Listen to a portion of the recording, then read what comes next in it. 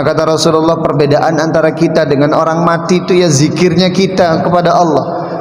Boleh jadi tubuh kita ini hidup tapi hatinya mati.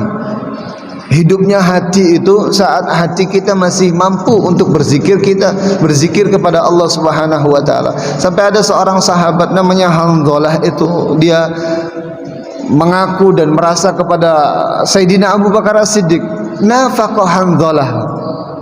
Abu Bakar As-Siddiq, wahai sahabatnya Rasulullah, ini Hanzalah, kata. Hanzalah sendiri yang mengatakan, saya ini sudah munafik ini Abu Bakar, kata. Kok bisa munafik? Kenapa munafik?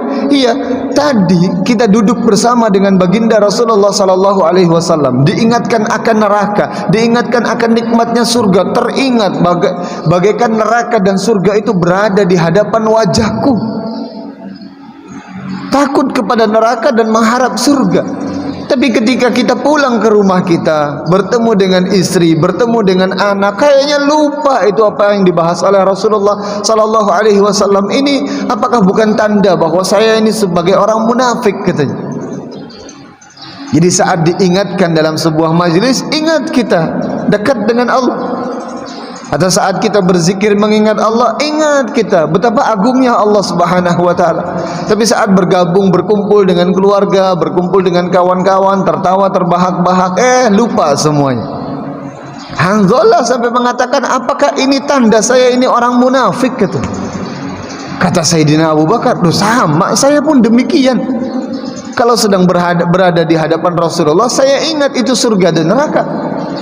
Tapi ketika kita sudah jauh dari Rasulullah, bersama dengan keluarga, saya juga lupa.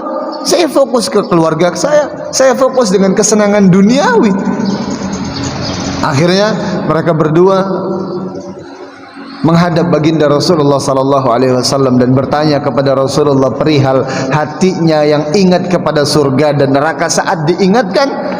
Tapi rupanya ketika bertemu dengan istri dan anaknya lupa itu semuanya. Apa jawaban dari Rasulullah sallallahu alaihi wasallam? Yaitu biasa, saatan. Memang ada saatnya, katanya. Yang bagus itu ketika kita berjumpa dengan anak istri, berjumpa dengan dunia kita, tapi hati kita masih terpaut dengan zikir kita dengan Allah Subhanahu wa taala. Itu pahalanya sama, tetap pahala zikir kita kepada Allah.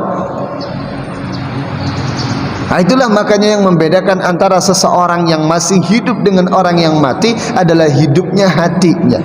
Tanda hidup hati itu adalah mampu berzikir kepada Allah dalam setiap kesenangan dan kesulitan kita.